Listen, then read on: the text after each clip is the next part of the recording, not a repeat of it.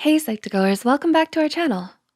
Did you know that your ongoing support is what helps us make psychology and mental health more accessible to everyone? Well, it's true, and we are so grateful for all of the love that you've given us. Thank you so much. Now, let's continue. Have you ever found yourself agreeing to certain favors you thought you would never agree to? Or perhaps you found yourself in situations you swore you'd never be in, but somehow you were successfully persuaded by your friends. Your friends may have used some psychological tricks to get you to do what they want, or they're just really persuasive and nice. But now you might be thinking, what kind of psychological tricks actually work? Some of these tricks are cleverly used by teachers, psychologists, and maybe even your friends. So here are 8 psychological tricks that actually work. Number 1, call them by their name.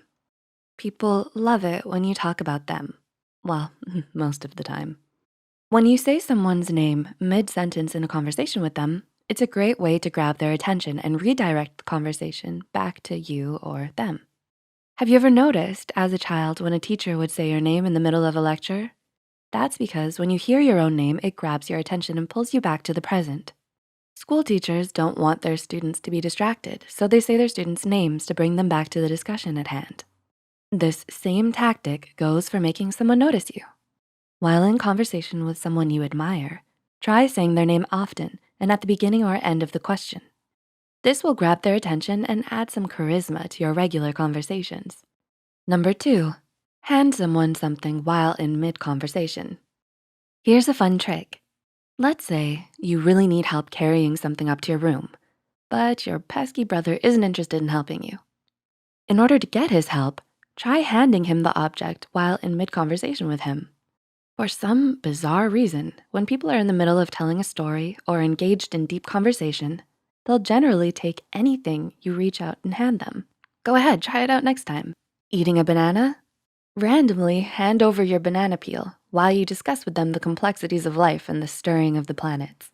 They'll probably take it from you without any question. Number 3, practice the Pavlov theory by chewing gum during an exam. Believe it or not, bubblegum may just help you ace your next big exam. Oh, what? How on earth will chewing gum improve your test scores? If you really need to ace that next exam, you might wanna find a distinct flavor of gum and start chewing it during your study sessions. Then, when you finally take the exam, you'll have conditioned yourself to associate that flavor of gum with the information you studied for the test, and it may just help you remember the information during the test. This is a form of conditioning that started from the Pavlovian theory. According to Hassan University Online, the Pavlovian theory is learning procedure that involves pairing a stimulus with a conditioned response. In the now famous experiments that Ivan Pavlov conducted with his dogs, he demonstrated how the presence of a bowl of dog food, the stimulus, would trigger an unconditioned response, salivation, in the dogs. So next time you're studying for a test, bring out the bubble gum and get chewing. It may just earn you that A+. Number 4, try imagining you're where you wanna be in life. This is one psychological trick that can really help you if you use it correctly. Using a form of cognitive dissonance to benefit you. Try changing your mindset to the person you want to be. According to Medical News Today, cognitive dissonance is a theory in social psychology that refers to the mental conflict that occurs when a person's behaviors and beliefs do not align. But instead of experiencing that discomfort, try using cognitive dissonance to motivate change within you. If you can't get your behavior to align with your goals, try convincing your mind that you are already someone who is actively working on those goals. Let's say you have a habit of spending too much money and that you're a bit of a shopaholic. If you wanna move past this habit, try to tell yourself that you just aren't the type of person who likes shopping a lot and that it's not your thing. Changing your mindset could possibly change your actions if you really work at it. Or perhaps you're feeling a bit sad and always look at the negative in most situations. Although it is important not to suppress your emotions, try to imagine yourself as a person who always looks on the bright side, and you may be inclined to start seeing the good during your grumpy days. Try using cognitive dissonance to your advantage by imagining that you're where you want to be in life. Changing your mindset to the person you wanna be may set you on the path to actually becoming them. Number 5, Ask for a big favor, then change it to a smaller one. Imagine this.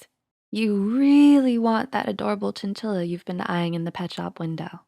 You pass by the pet store every day on your way home from school, and the chinchilla's just there, staring you down with his cute little beady eyes. Your birthday is coming up, and you don't have the cash to buy him for yourself, but you've already decided that you wanna name him Giblets. Well, if you wanna use a psychological trick to your advantage, try asking your parents for a dog first. Wait, what? But you don't want a dog. You want Giblets, the chinchilla. Yes, but if you ask your parents for a big favor first, they're bound to say no. If you change it later to a favor that is smaller, they're less inclined to deny you. In psychology, this technique is called the door in the face technique and can be used in many situations. If you desperately need 20 bucks, but you know your friend doesn't like to lend you a lot of money, try asking for 50 instead. 20 bucks seems like a lot less now in comparison. Huh? You and Giblets are now living splendidly. Number 6, ask for a favor when someone is exhausted. This is another sneaky psychological trick. Say your friend really needed to crash at your house. You're definitely busy and have spent the whole night binge watching The Office on Netflix. You just really can't let them stay the night. And you've made up your mind to tell them no, but then your friend suddenly comes knocking at your door in the middle of the night. Somehow you've now let them in and told them they can stay the night. You gave in because you were exhausted and too tired to say no to their pleas. According to several studies, people are more likely to be influenced to do something they initially didn't want to do when they're tired. You were mentally exhausted as well as physically, and you really didn't want to be up that late arguing with your friend. You would have done anything to have the situation over with so you could get some rest. Number 7, mirror others to help you make friends. Are you having a hard time making friends at school? Without having to change anything about who you are, try mirroring the other person's movements and gestures, and they may just be more open to getting to know you. This kind of mirroring is called the chameleon effect and has been explored in further studies. If someone thinks that you're like them, they may be more willing to be your friend. So someone could be mirroring you subconsciously to lure you in and gain your trust. Or most likely, they just wanna be your friend. And number 8, nod your head if you want someone to agree with you. Have you ever needed someone to agree with a pitch you were making at work? Or perhaps you really wanted to persuade someone to agree with you on a subject you just know they would understand if they opened their mind up to it. Like, okay, they just really need to watch The Office on Netflix. If they just understood this point you're making and agreed with it, they'd likely wanna watch it. Try nodding while you're discussing a point you want someone to agree with. According to a 1980 study published in the Applied Psychology Journal, psychologists found that when others nod while listening to someone, they're more likely to agree with them. You may even find yourself subconsciously nodding to someone's intense story because they are too. So, what did you think of these psychological tricks? Remember, like what Uncle Bed said, with great power comes great responsibility. So only use these for good. And be aware that others may be using them on you too. Are you going to try any of them out? Let us know in the comments below. Please like and share this video if you found it interesting and want to share it with your friends.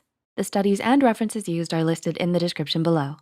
Don't forget to hit the subscribe button and notification bell icon for more Psych2Go videos. Thanks for watching, and we'll see you next time.